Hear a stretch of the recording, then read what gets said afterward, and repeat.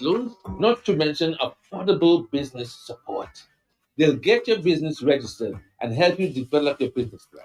They'll design your logo and train small business owners just like you. For real, I go down there now. All jokes aside, All jokes aside, we get ready for another bumper. First edition this afternoon. I think it's the last one for the month. And so it's going to be the first jump into health consciousness, managing your health, managing your stress, managing your grief. Good afternoon to you. And I have a special lady here with me. Happens to be the wife of my friend going back 45 years. Wow. As much as 45 years. His dad and his mom. I'm always in their house. So, good afternoon. Just tell me who you are again. I can call you I or E? E. Right. So, because in Dominican, there's another guy and it starts with I. You must know him. It's called Imani. I Yeah. haven't met him yet. You Good haven't met him yet. afternoon. Okay. Good afternoon. Welcome, afternoon. Imani. Yes. And I'm happy to have you. I know you've been here Happy to be with me before, but I'm happy to. It's on one-on-one this time. And you got some good news for me in terms of the health department. What happens? Is it the 1st of August? That's right, Saturday. What business is that? Well, Aura Arani and KMT Rising, who had a wellness center in Cork Street, we have moved to 3 Jewel Street and we are having our launch celebration. So it's a wonderful day from 9 till 6 this Saturday at 3 Jewel Street in Roseau, where people can come and experience a range of different health and well-being services. Such as? Oh, gosh. Where do I No. I don't think gosh is in it. What do you? I know. I don't. Okay. I did the commercials. Like I can help you. Okay. Well, we have Sister Nat's going to be doing a longevity soup. And this soup has got secret ingredients that really our elders, the centenarians, used to cook and that kept them strong and vital. So people will be introduced to the longevity soup. We're going to be having bio body scans so people can check the energy in their body and how they can improve their health in terms of energetically. We will also have exercise sessions. We will have mindful art and craft sessions by Carol Sorrento. We will also have chair massage. I'll be doing chair massage, and also the Aura Arani team will be doing massages throughout the day so that people can have that experience to allow their body to get back into some kind of restoration. We will be having ionic foot detox because, sometimes we're full of toxins and we may not even realize. And pause there, because for the last 2 weeks I've been reading. Is it that the soles of the feet are a repository for stress? That's correct. That's correct. I just thought of it because every time I looked in a book or I went on Facebook or YouTube, I'd see to say Epsom salt, soak it in some. I don't know. I must try because you'll tell me more when I come. Definitely come on the day and you'll actually be able to get a detox. Okay. There will be so much going on the day. We'll also have the Kalinago community and the shaman coming to do a blessing, as well as the prayer and libation. We'll have drumming to start the day. Hold on. I'm curious. Shaman doing a blessing? What about shaman? Is he like ching ding ding? No, it would just be an opening of the day to welcome the community. We'll have all nationalities there, you see. We'll have the Caribbean community, we'll have the Kalinago community, we'll have the returnees, expats, we'll have tourists. So it's going to be very diverse, and we wanted to reflect that in the program, So Aura Arani is a healing space. That's really what it is. So we use lots of traditional, natural strategies and therapies in our work. Okay. And you are location? Well, 3 Jewel Street, which is just behind Wesley High School. That's it. So say that again, because 3 Jewel. So most people don't know where Jewel Street is. Oh, number 3 Jewel Street. In the vicinity of, I know, but tell me, in the vicinity of a landmark that's memorable. Okay, well, if you're going up by Macmillan gas station and you take the first right, that's Jewel Street. Okay, is it close to a church? Yes, it's near the church. Which one? The Anglican Church. The Anglican Church. Once you say that. Lafayette is behind Lafayette. Perfect. Okay, once they get there, I want them to get the location. Yes. At least the vicinity. So when they get there, they can ask. So it's really a celebration, because we have moved and expanded, and we can offer more services to the community in terms of helping people to get well and stay well. You know what? I know you are in the business, but I think maybe next month, I want you and what's her name? Dafrica, Dafrica, yes, and Ura yes. and Sister Nuts. Hmm. But I want to promote it in such a way that it becomes a program of legacy that they know. I also have another. I don't know if you know something. I can't remember. First time I'm looking at my phone. Russian. She does.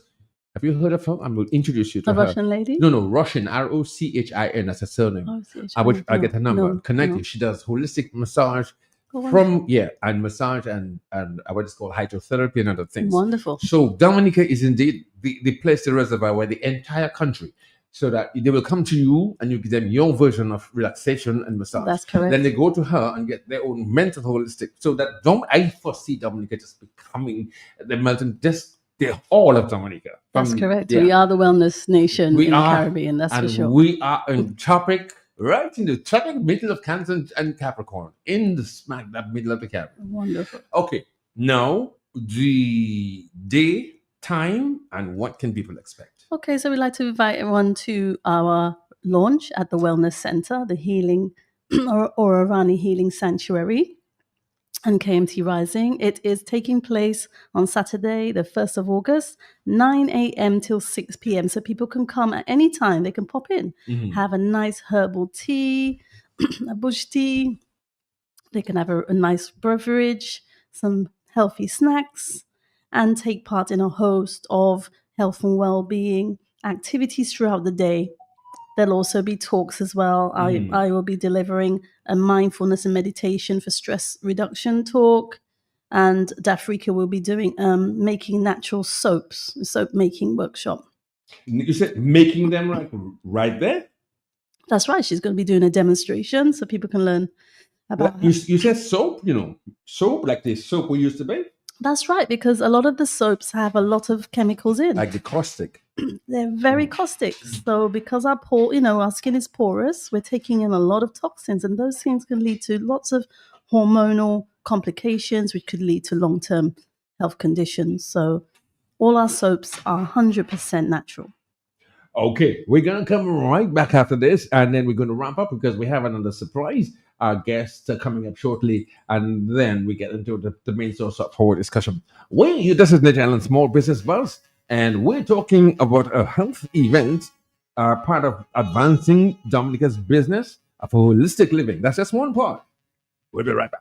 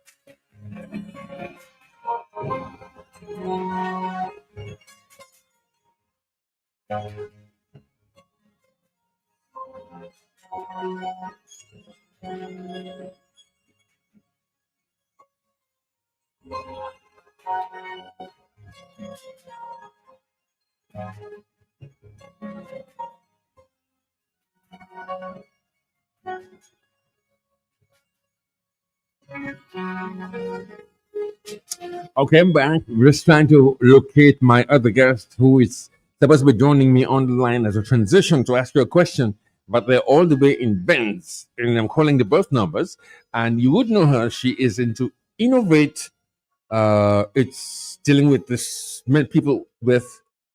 I don't want to say it exactly. Underprivileged, abandoned, and so she's into that. But it's very exhausting. So she's just gone out. I wanted to connect her, so I'm going to try one more time. Actually, it's Maryland. She's actually using her local phone. When it's a local phone, she has a local number. Okay, so finally, as we get ready for next, tell me again, daytime, and invite more people to come to the function. It's important. Rani Healing Sanctuary and KMT Rising, we are inviting you to our sanctuary reopening of the Wellness Center. So it is this Saturday, the 1st of August, 9 a.m. till 6 p.m. And it's a day of healing, connection, culture, and celebration. So come along. We're at 3 Jewel Street, which in Roseau, which is just behind Wesley High School, up the hill from Macmillan Gas Station. And we really look forward to seeing you. So you can leave an RSVP on 167-277-5433. And we'd like to also thank Whitchurch, who was one of the sponsors towards the longevity soup that you are going to experience on the day. Okay, stay right there. I have a call apparently coming in, but no, I can't take it right now. What I have, maybe for you. Hi, good afternoon. 1, 2, good afternoon. Good Hello, afternoon. are you calling for the program? Yeah, well, I was just giving a little 2 pence. Well, give her 5 cents. Give 5 cents instead. I heard the lady speaking about making soaps and this kind of thing. And the soaps that we are using is not good for our skin, But when I hear those things, I just be very happy of hearing those things. So I was wondering if she was making some sort of chemical to clean floors, soap liquid and those kind of things, and where we can really get it. And is she going to implement those things to the schools so the children in itself can learn something, come back on the street, and make a little 25 cents? That's all, ma'am. And Franklin, I appreciate you and Matt, you understand, because everything that you are bringing, every information upon the radio station, it is right to the brain of the generation. Thank Some you, people brother. don't Thank you. understand the good We that they do. appreciate you. Bye-bye. Yeah, man. Thank Bye you. bye. Thanks. Very, very timely. And have yourself a good evening, bro. I appreciate you.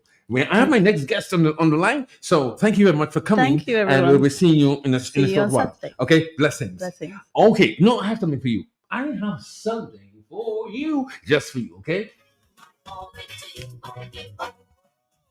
For your excellent participation on this, our bi-weekly small business empowerment program titled Nature Island Small Business Buzz. Today, at this moment, you and your business enterprise deserves an enthusiastic NDFD and Q95 national standing ovation. That's for you. Thank you very much for being part of us this afternoon. Thank Okay, you. I'm going quickly. Oh my goodness, my computer. Okay, there we go. That's it. That's our transition song for the next guest. Thank you for coming, okay? Yeah, tell your husband hello for me. I'll call you guys later. Okay. Yes, I most certainly will. Oh, I work from 8 to 12. I just remember. Okay, hi, good afternoon. That was one. I have on the line. Tell me who you are again. It's a surprise. Hyatt Packard, hello. Oh, she's reconnecting. They're all the way in Bend. I have her on the line and it's reconnecting. Okay. Because the call has to go all the way to Maryland and come back to me here. Oh, it's ringing. 4:23 in the afternoon time. This is the nation's the biggest station in the Davos Bay, Q95, the people station, right on Q.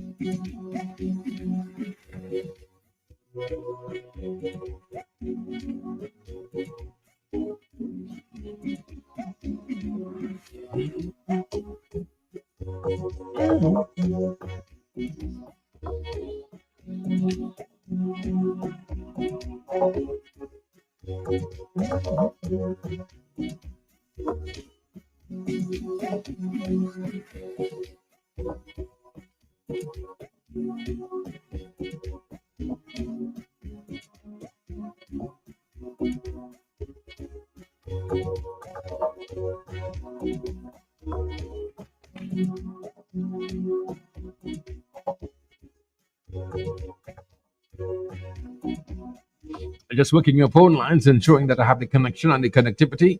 Still to come, a very poignant subject of managing the business of persons.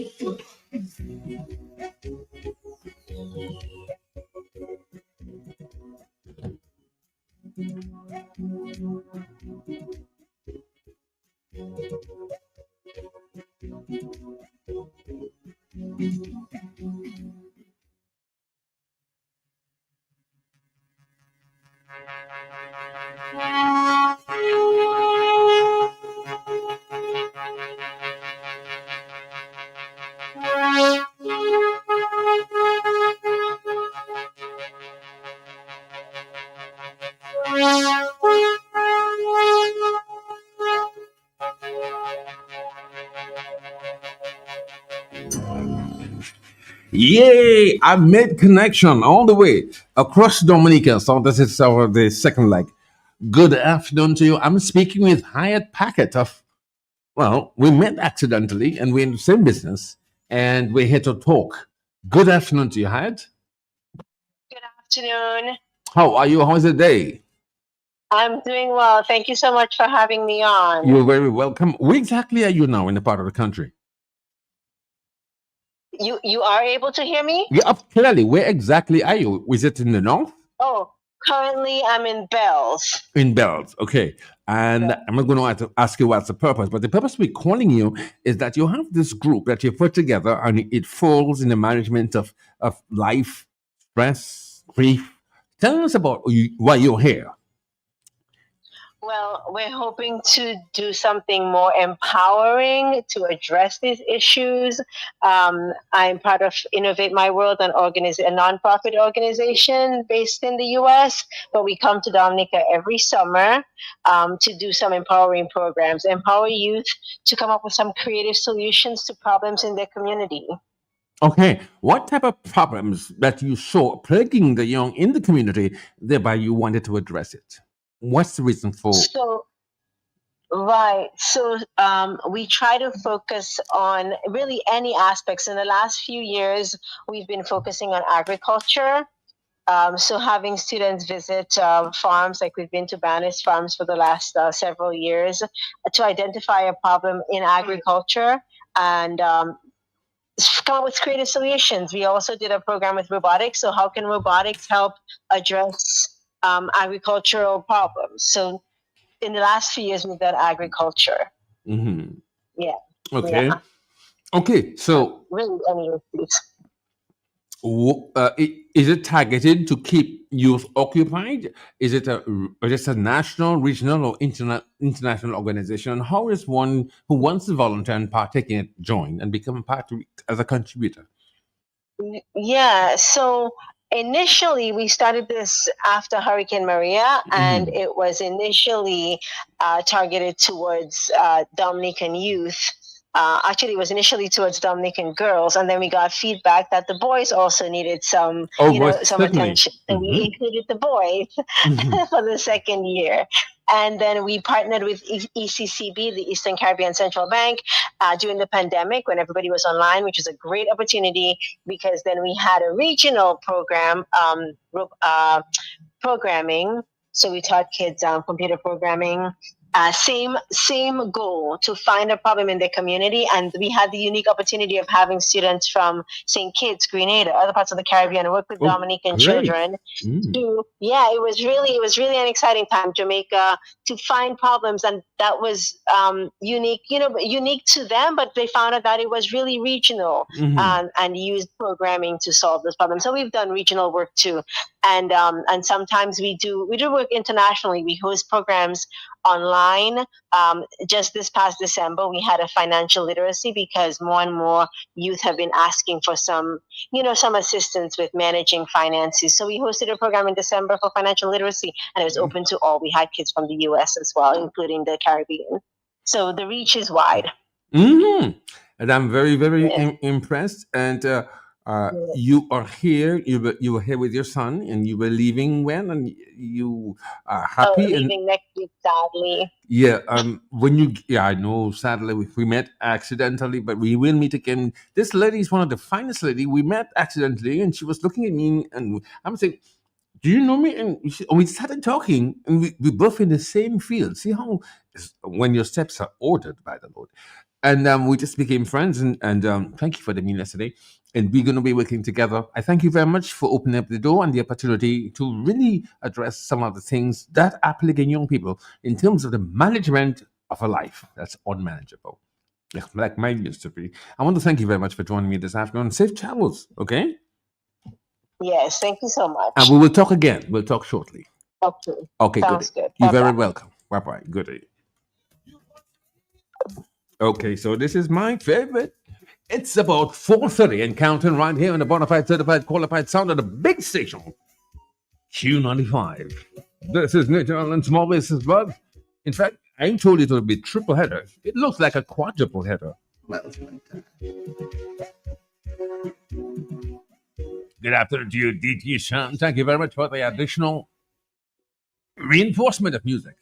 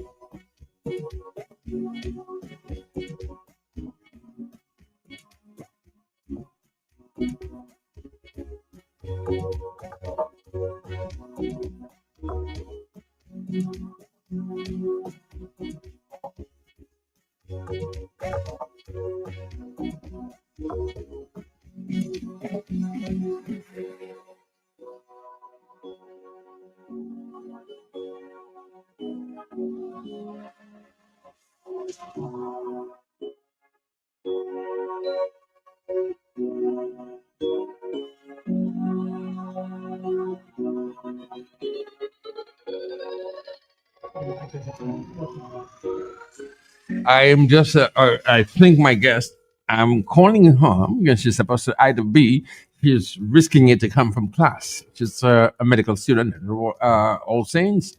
And she told me that she had a little deal. So I'm calling. She still may be. However, the program, we're going to lay the foundation for program this afternoon. She's committed to come. It's a very important subject that we have this afternoon. And it's not necessarily the commerce or economics or the buying and selling and making a profit. We're talking about the profitable subject of managing oneself, the business of taking care of oneself, one's mental health, one's physical health, one's general health. And this afternoon, we're talking about a subject that's grieving to many people. It's a grievous subject, isn't it? And you will understand in a short while from now. Our guests will be talking about the launching of a book dealing with grief, the management of grief. And you may be wondering and asking yourself, what really is grief, technically speaking? Let's take a break and listen to something like this. It's all those emotions like sadness, anger, confusion, and sometimes even relief. Mourning, on the other hand, is how we express our grief to the outside world. It's the things we do, like going to funerals, wearing black, and sharing stories, as well as the emotions that we express, like crying or yelling. So you could be speaking with someone who is grieving deeply, and because they're not mourning, you may never know. Just remember, there's no right or wrong way to grieve or mourn. Everyone deals with it differently. The key is to let yourself feel it and get support when you need it. Grieving versus mourning. Grieving versus mourning. Put the microphone really close to you. Bring this one. Bring it really close, really close. I know you have a big voice. You're accustomed to that. I'm with my friend and my brother. Well, Kennedy Avenue. Father Franklin, Reverend Father Franklin Cup, and my guest, Franklin speaking. Welcome to studios. Thank you very much. You've been here regularly, but this time we're talking about, and you are the leading, so to speak, certified expert in grief counseling. Give us a background. Well, I'm a Redemptorist, Father Franklin Coffey, ordained in 1984. And my first appointment was in the parish of St. Anne's Parish. And I worked there as a priest, pastoral priest, for about 15 years, or rather 10 years. And after this, I went to St. Lucia in Vieux-Fort as parish priest. And after that, within the Redemptorists, after 7 years, we are entitled to a sabbatical. So I took, after 15 years, I took a sabbatical and went to the States. And one of the things I did during that time was a grief counseling program with the American Academy of Grief Counseling. And it was really an eye-opener for me. And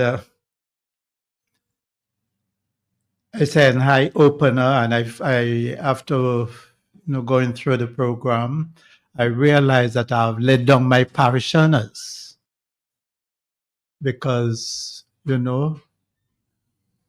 grieving, I realized that, you're so busy, in the parish of St. Anne's or any parish in Dominica, and having to deal every week is a funeral. Within a year, you had over 100 funerals, 105 plus funerals. And as a priest, I realized I never got the opportunity, shortly after the funeral, to ask my parishioners, how are you doing? How are you doing? So after the program, I returned to Dominica, and when the first opportunity I got, I apologize to the parishioners for not being exposed to that grief counseling, and realize that I have failed my parishioners, by not providing. In fact, I realized the Catholic Church have not been providing that. And on returning to Dominica, I brought it up and I tried to encourage it. In fact, I was assigned to the retreat house, Holy Redeemer Retreat House, and I invited all the funeral homes, and that was well attended, and we had programs for them to emphasize the need for grief counseling, So that is more or less my background. And I got an invitation from one of my ladies in Marcia, who is involved in Girl Guides, and she sent me an invitation to attend your program at the Princess Margaret. Hold on, my program? Your guest. Oh, you tell her the business. Okay. No, I'm happy you're here because we're going to be doing an actual practical exercise this afternoon, and we hope that people listening will take from it a practical exercise. It's serious business. We manage it. It's not profit and loss, but it is loss. And how you can profit from the loss through grief, that is a serious business. This afternoon, we've got the experts. We've got true testimonies. But first, Hey, Carmen of Pathway Grief Counseling. So I just wanted to go over a couple of definitions because I noticed that in the grief community, when people are grieving, they get a lot of terms mixed up, or they use a lot of terms interchangeably. Some of those terms are grief, mourning, bereavement, death, and loss. So for the no, you heard grief? You control your volume here. You have to find out which one is yours. Okay. Okay, just one which is yours in terms of microphone. Bring it down. Bring it down. Okay, down. It's a little loud. Okay, so it's 4:39, and we just control it. Okay, 4:39. We have an actual case. Um, I've been practicing your name all day. So pronounce it for me, please. I know it ends in Reese. Okay, Franklin. My name is Teyesi. Yes. Teyesi. Okay, good. That's my I got name. it now. Teyesi. Okay. I finally got it, and I was calling. I really want this to be good.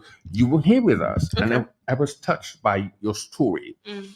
Most importantly, you wrote a book, Yes. and photography is here. I'm going to try to just sit silently, and you will interact. Tell us about the book. Tell us briefly, in about 3-4 minutes, the intensity of your grief. Why are you grieving? Okay. In 2020, okay, not 2020 actually. This started way before 2020, maybe sometime 2012. What happened was we started noticing some, spots, some lesions on my mom's skin. So we're Nigeria then, and it was, some of the doctors, they were speculating maybe it's some eczema, some skin infection. So there were lots of, medical Come trials. closer to the mic. Okay. Okay. Are you hearing clearly?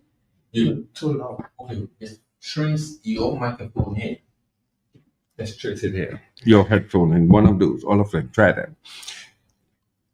Okay, so just a little stuff with with our headphones.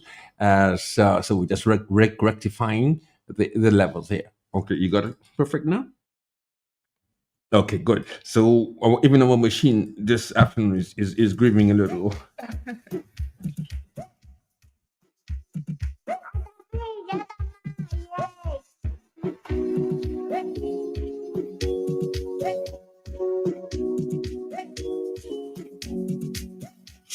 Should I? Melts one time.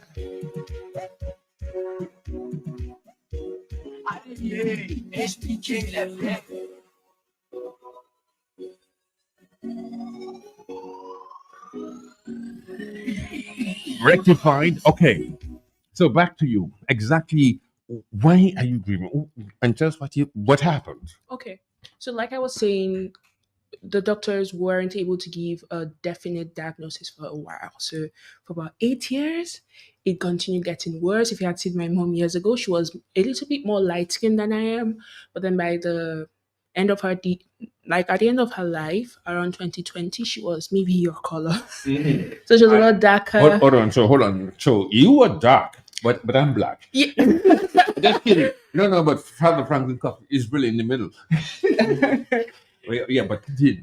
Okay, so we noticed that she began to get like the lesions were spreading, it was getting worse, and we're getting desperate. And we're Christians, so we're praying, doing all of that. And slowly we started noticing some, I would say, systemic, changes. She started getting weaker, started losing some weight. So in 2020, I was actually in school, but 2019, December, she went to the UK with my dad to get a second opinion with the doctors. And she was diagnosed with cancer, and it was already in stage 4. Okay. So from 2012 to 2020, it had progressed. Yeah. So I wasn't even informed until April 2020. That was when the lockdown went into full blast. That's the COVID lockdown. Yes, Okay. COVID lockdown. So everywhere was shutting down. I was in school then, so we're sent home. And when they came to pick me up from school, I noticed a basket in the car. And usually, where I'm from, when we go to see sick people, would have a basket with some fruit, some food covered with a towel. So I'm like, who's in the hospital? I wasn't informed. Is it like someone gave birth, something? They said, Mom's in the hospital. I'm like, okay, is she okay? Maybe some fever, something like that. No one answered me. The car was silent. So I'm like, my heart is pacing. I'm like, oh my God, what happened? Because I was in school. Maybe they didn't tell me. So I get to the hospital and I'm scared to open the door. So as I open the door, my dad is seated right beside her. And I noticed this frail, dark person. And it hit me right in my chest. I'm like, is that my mom? So I was so scared. I'm like, I didn't know how to react, so I'm just standing by the door. So my dad is like, Tacy, come in, come and say hello to mom. So mom is on the bed, and I come and I hold her hands. I can see she's visibly slimmer. So that was from that moment I noticed I was at home. So between 2020 April to 2020 September when she passed, it was a very long journey. They would say, oh, there's this new chemotherapy treatment that has come out, and with a bit of medical education years in my heart, I could say I caught and sort of understood what was happening. So we noticed that she was getting worse. There's this new chemotherapy treatment. We carry out the money, go, try to get it done, but she was getting worse. And with the COVID, we couldn't go to the hospital all the time. So sometimes they would tell us only one person could go in, and most times it's been my dad, or her younger sister, her immediate younger sister. So it was that and that. And for me, I struggled because I didn't like going to the hospital because I didn't like the way it made me feel. Now, if you know me, I'm a very, I would say I have a very good relationship with God on my own terms. So it was really an opportunity for me to hold on to all the things I had learned my whole life. God, we need this miracle. We need this thing done.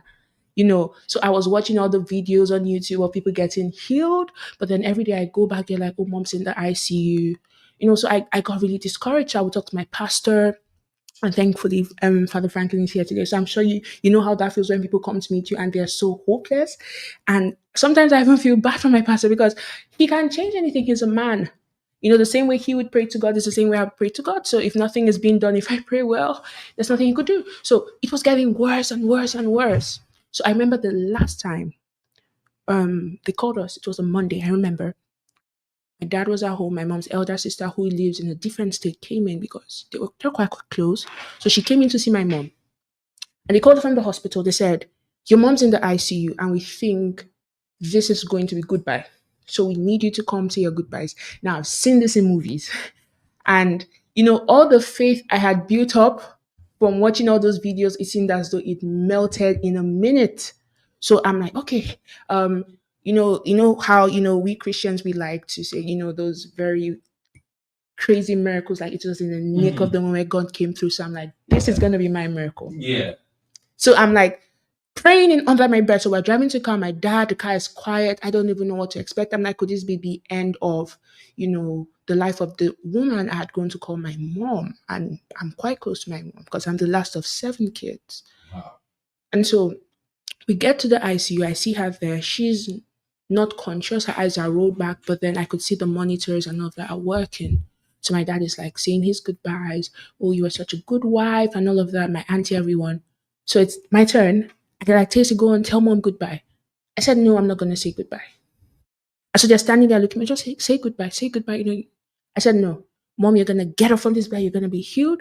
And I was looking at me like, okay, maybe. I said, no, I'm in faith. She's going to get well. So we leave the hospital that day. The next day, they didn't call us. Next day, they didn't call us. So a few days after, they say, well, she's recovered and she's back in the ward.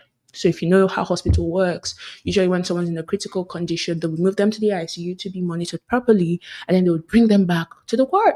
So I'm like, yeah, the miracle, we've all been praying for. And then my auntie, my mom's younger sister, is going back to her state. Mm-hmm. And so we go to, she's going to say goodbye. So I'm like, okay, let's go together. All right. So as we get to the hospital, I see my dad. Mm-hmm. And my dad was in a different state. He traveled for something. So I'm like, if he was in Abuja, which was where we lived, he would be at home. So why is he at the hospital?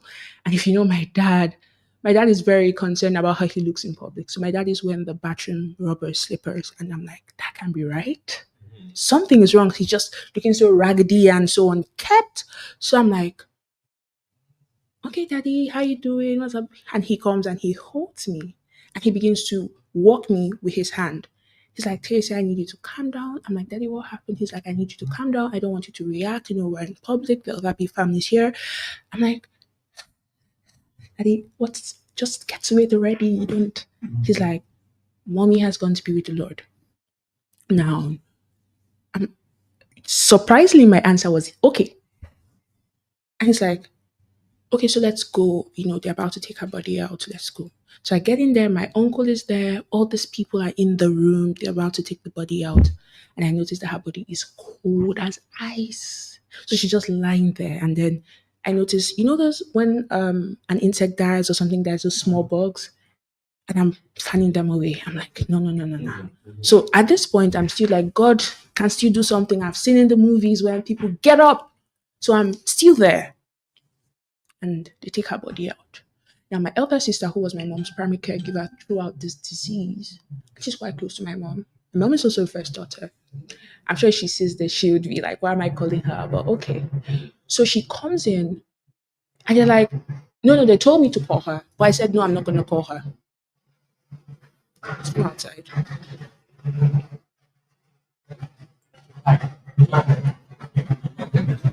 So the sound, sorry.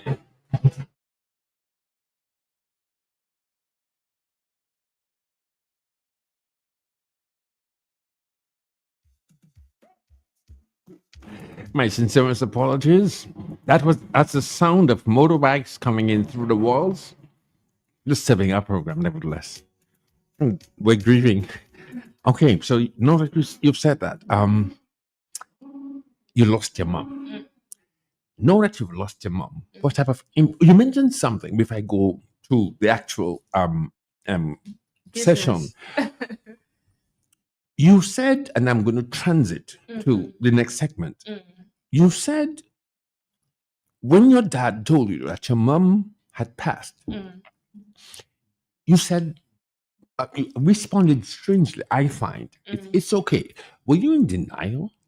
I think that's a very important point you raised. So, when I say denial, I called it a fate bubble.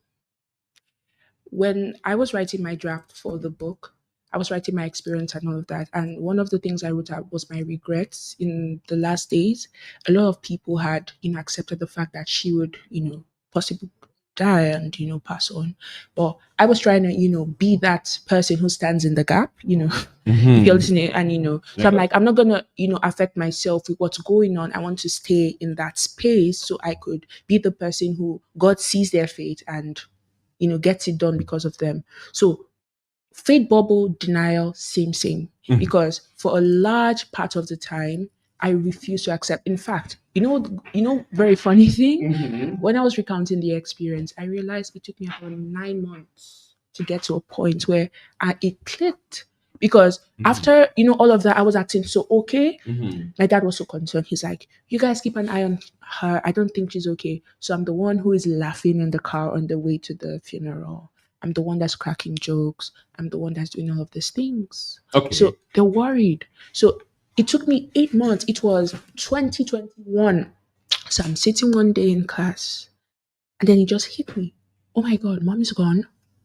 And then I didn't even know. It was just this surge of emotions that just took me and I started crying. Prior to that, I only cried at the graveside. Outside of that, everyone else was crying. I'm like, you guys are going to be okay. Don't worry. She's a Christian. She's going to be okay. So it was 8 months after. So I was so overwhelmed. I couldn't eat. I couldn't sleep. Prior to that, my friends were like, Tracy, did you, I didn't even tell anyone. I came back to school like normal. Life just goes on. So it was one day someone came into class. I'm like, oh, I heard about your mom. And I'm like, my mom? And they're like, yeah, we heard you lost your mom, because I didn't want anybody's pity. I just wanted to continue life as though things were okay, because I didn't like the way I felt at the graveside. I didn't like it. So I'm like, let me ignore it. But the thing about grief is you talk it somewhere, it finds another way to come out. So whether it's you ignoring it, it shows up maybe at work. You're not productive as you used to be. It shows up maybe if you're married, you start lashing out on your spouse, on your kids. Or it affects maybe one other area. That's for some people. I can say for all. Thankfully, Franklin is here, so he could give us more of the professional insight to things. But then maybe fate bubble, denial, same. Yeah. I am pausing for effect. If it's to do with mental illness, I will pontificate. But right now, I want to learn. I want to teach. Take over. You as with the qualifications that you have, certification, qualification, experience. I'm going to lead the next question. Trust me. Take your time to think and answer it. You are Christian. I am. I'm a follower, unashamedly, of the kingdom. and Jesus Christ. Mm. You a priest. You supposed to be not getting depressed, according to the world, not grieving. You a believer, strong and one at that. I am. Mm. Even in the Bible, we have people who grieve. How does a religious person come to terms with the fact that there I am, broken, grieving, as she said, snapping? It has just changed the landscape of my current situation. I'm not going to talk again unless I have asked a question, because I too have grieved and I've never gotten grieving comfort. I buried my mother. One second. I buried my mother. And father. And father, thank you for reminding me. Mm. But when I buried my mother, and nobody since then, my mom died on a carnival Sunday. There are only 2 cold rooms at the hospital. They're both full. They take my mom, wrap her in the very same cloth or sheet, and put her on the grass outside Mm. overnight, like a piece of wood. Mm. I am 13. I'm seeing my mom and I have support. There's no coffin. She died at Carnival Sunday. Mm. I am 13. I'm now 62. There was Francis Sever, his mother, my aunt, the grave digger, and myself. I did not have that connection because I didn't grow up with my mother, but she was the one to rescue me with a malt, a bread, on a little salary. So it was a good outing. When she died, I didn't miss her because there was not what is called the umbilical connection Mm. that was separated. But my mom created it. So what I lost is her quietness. She never punished me. She was frank and loved me. But I never grieved. But over a period of time after my dad passed, I'm realizing I'm the patriarch of my children now. I am the one supposed to be. And nobody taught me that. I'm still grieving. I'm not going to talk again, but it's still there. So I'm going to tell you, address the situation. Anybody who wishes to call and get expert assistance. So you heard her as a Christian. How do you deal, and even a non-Christian, dealing with grief? Take it away. Maybe I should Whatever you want to do. start with my own story. Whatever The you want. first grief I too was from a family of 8, Mm. 5 sisters, and so on. So you ask about Christian. I'm in the novitiate preparing to take my first vows as a Redemptorist priest in a congregation, a group of Redemptorists. And well, I'm going to cut it short, I wouldn't think. Because So- I wanted to address her Yeah, situation. yeah. Mhm. Well, I'm addressing it. I got a phone call from my uncle in England, wife, to sympathize with me on the death of my brother, 9 days after he was buried. So you can imagine what that was for me. See, I'm still getting goosebumps. That is in 1981. Mhm. Of course, I couldn't pray. I mean, no bishop, no priest, no mother, no father call and say, my 19-year-old brother, sixth form college. They went to Boiling Lake. And from Boiling Lake, they went to T2 Gosh. I was there. And then you were the closest person who gave me information Yeah. of what actually What happened actually happened. up to now. So that was a terrible experience for me. So of course I couldn't pray as usual in the community. So I left and I went to another place in Limerick in Ireland, where there's a novena going on to a Mother Perpetual Help.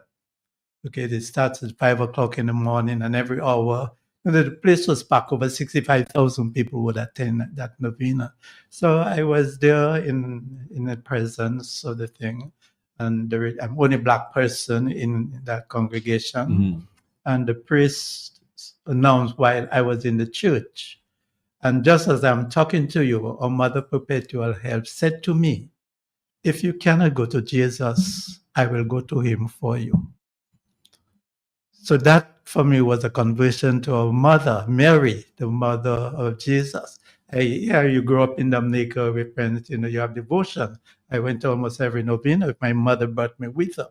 But to have an experience of Our Lady, You talk about how do you deal. So of course you can't pray. You can't go directly to Jesus. And here is Mary, as I'm talking to you in that packed church, Hold on, hold on. saying to me, Momento. if you cannot go to Jesus, I will go to him for Okay, you. 1 second. Sorry to interrupt. According to Timothy, there was one mediator between God and man, the Christ Jesus. I don't think he takes a vacation. Sorry, Eugene? I don't think he takes a vacation. I say, if you cannot go to Jesus, you go to me. I'm just Oh. saying I'm Oh, in okay. denial. Oh, I'm grieving. that's what I want. I'm That's what I want. grieving. That's what I wanted to say. Okay, I am The grieving. grieving. Remember, I said I'm in a community preparing to take my first Your vow, first vow. and I'm angry for everybody. Yes. You spoke Mhm. about anger.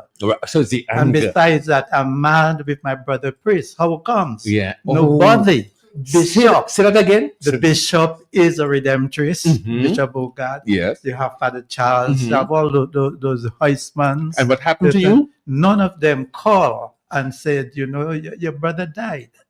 And there am I preparing to commit my life to that congregation. So you can imagine the anger, not only with God, but my parents, my sister, my brother, my friends. So you, as a You religious, know? asking God, why my brother? Yeah. So that for me was a terrible. But I got a conversion. My conversion Mhm. to her mother. So then I was able to communicate with her. And, Mhm. well, again, prior to that incident, that visit. Mhm. Anyway, that will take it a little longer. No, I know. So I want to get, because we have about 7 minutes. Wow. So you're trained in specifically. Well, grief counseling. Right. Deal with her. Deal Dave. in 5 minutes. Have an interaction with her. If No. she comes to whatever, you take it over. But if she comes to you, you've heard a problem. What is the structure? Well, she said she went through Look, Celia, talk to the her. 5 stages in Yes. grieving, Mhm. as you're aware of. There are 5, some say 7. So the first thing is denial, as you did, as I did. And then you saw the bargaining. You're bargaining with God. God, then you felt something happened. She left the ICU. She went back to the ward. So in grieving, there have to be a stage of acceptance. Okay, after maybe I took a shorter time to accept that because I suspect I was going to get help, and you had a lot of support. If I just want to say something because, like I was writing in my book, I was saying something about the stages of grief, which you said, which I'm really happy you brought up. Sometimes people feel like it's a linear journey. You go from denial, you go anger, but then some people could start with anger. Right. Instead of denial. Some people start with bargaining before denial. So it's, because sometimes, we feel I have to go from A to B to C to D to E. And then, once I get to that state of acceptance, I'm good. But, it's possible. I've noticed that sometimes you see people, they've gotten to this, permanently to say a pseudo acceptance. They feel like I'm in a safe place now, and they're back at anger again. Well, depression. You go over a state of depression as well. Frank can make reference to that as well. I mean, we are talking about death, but there's grieving in divorce. Okay, right now there's a kid in Portsmouth who is missing. Okay, so the whole community or the whole nation is grieving because a 16-year-old girl is missing in the community. So there are different forms of grieving. And as you said that, so different forms of grieving, we're going to have to come back and discuss that. But let's deal directly. What would you say to the parents, even sometimes social workers who really have it on hand? What do you say to the parents now if they come to you, the 16-year-old is missing?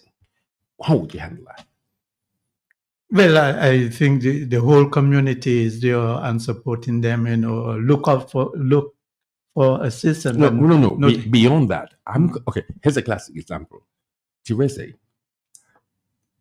tell him something that troubled you that is still unresolved, and deal with her. Tell him something that you're still struggling with. Is it her loss? Have you go over her loss? Have you gotten over something she said? Is it something that you're still holding on to? Because she isn't going to come back. Ask. I don't know how to ask Okay, it. so I think, Father Franklin, one of the things I struggled and I still struggle with is I would never have that maternal presence for the rest of my life. I mean, I have such an amazing family. such amazing people around me. But then me saying that, and my dad is so amazing. He's such an amazing dad. And trying to be dad and mom sometimes can wear on someone. So that presence, it's never going to be there. You know, with every milestone I move through in my life, I'm like, oof, my mom's not here. So it hurts even more. So it's a reminder that everything I achieve in life, I feel a sense of sadness for her absence. So sometimes it steals the joy of that achievement. You know, tomorrow is actually my Waiko at the auditorium, and everyone is so pumped about it. But Tacy isn't so pumped because I'm like, my mom would have been watching. Tomorrow is that what? Yeah, Waiko. Wait, what is Waiko? White It's coat. like an induction White into coat. the No, medical. I know. I heard. I understand.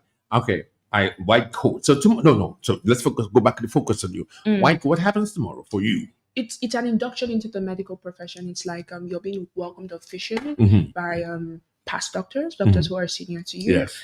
Saying welcome into the profession. So you're given a white coat and a stethoscope you take something called the Hippocratic Oath, and they welcome you and say, you know what? Welcome. You're a young doctor in training, but welcome. I'm so proud of you. When I met you, you wrote a book. Yes.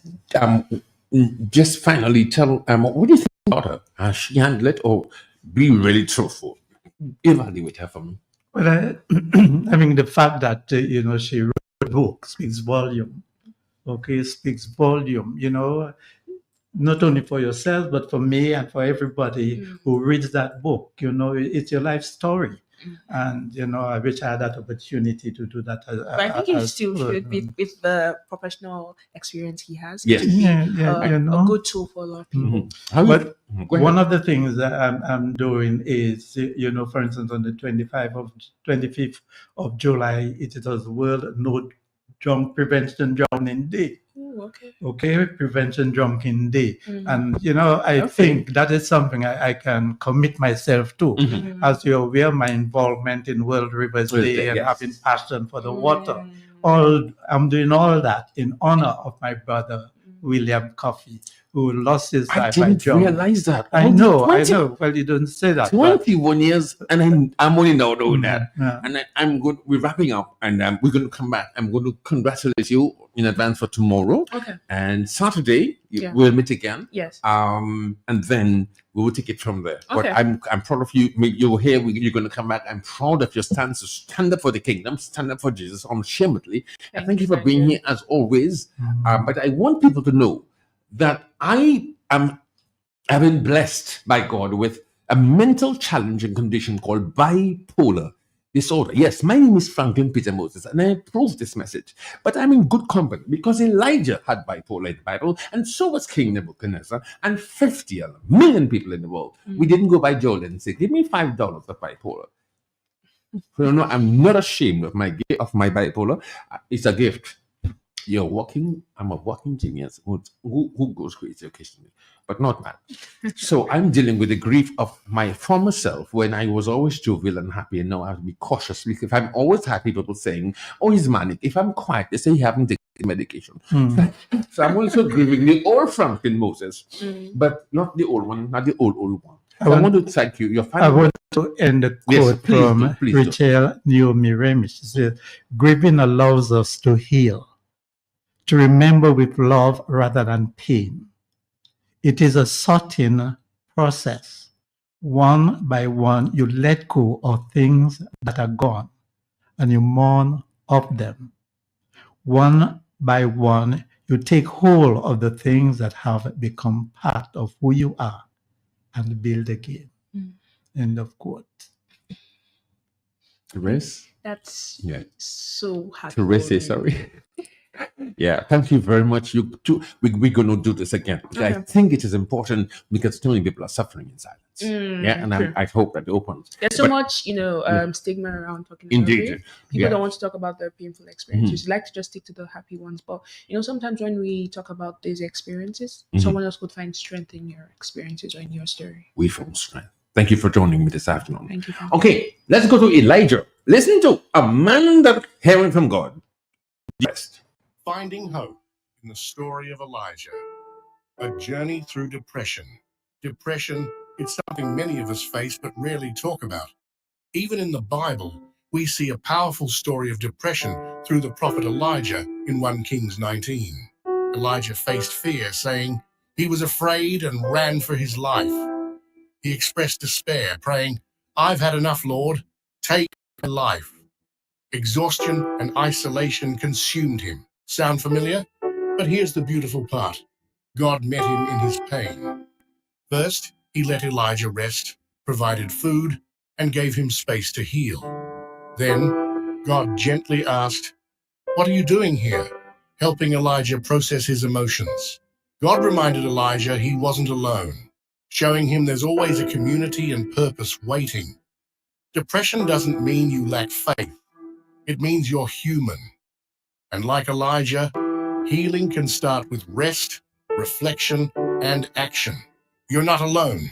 Seek support, find purpose, and trust God. 1 Kings 19. Finding hope in the story of Elijah.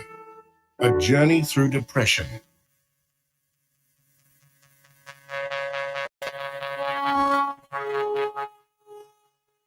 Well, I sincerely hope that we're able to touch every facet, not in depth and detail as I think, but I was happy to have Teresa here and Father Franklin, Reverend Father Franklin Coffey along with me as we try to discuss the business of managing oneself, managing stress, managing grief, and managing the emotions that seem to want to upset us and take us off of the path that we plan. It happens, but it's our job to find solutions to problems. I thank you for joining me this afternoon. We're going to do this again. Until then, this is your friendly neighborhood announcer on the big station, Q95, Nature Island Small Business Bus.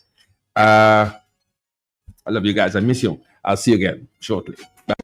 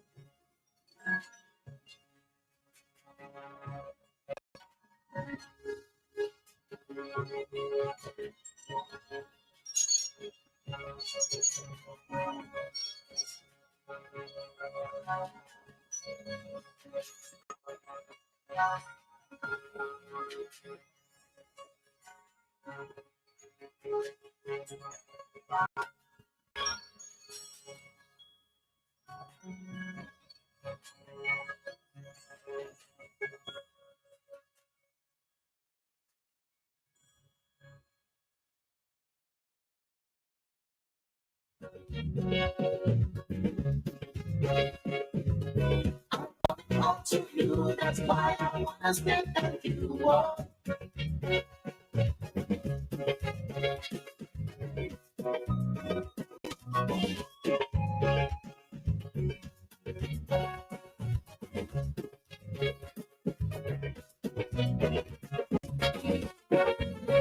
There is no greater satisfaction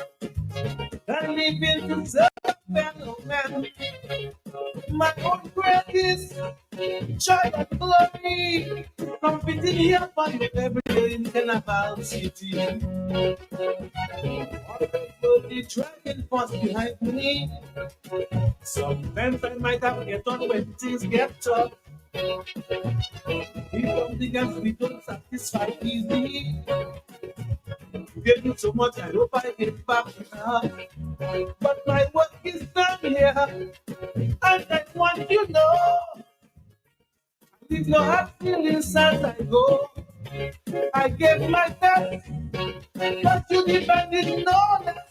It was you who made my calypso life a success. I just want to thank you. I owe it all to you. I owe it to you, baby. I owe it all to you. I owe it to you. My victories and my triumphs too. I give it all to you. Thank you all who supported me. Those who almost motivated me. You forced me to bring out the best in me. Whoa, whoa. I owe it all to you. I owe it to you, my people. In all that I give you. I owe it to you. Now I have to go.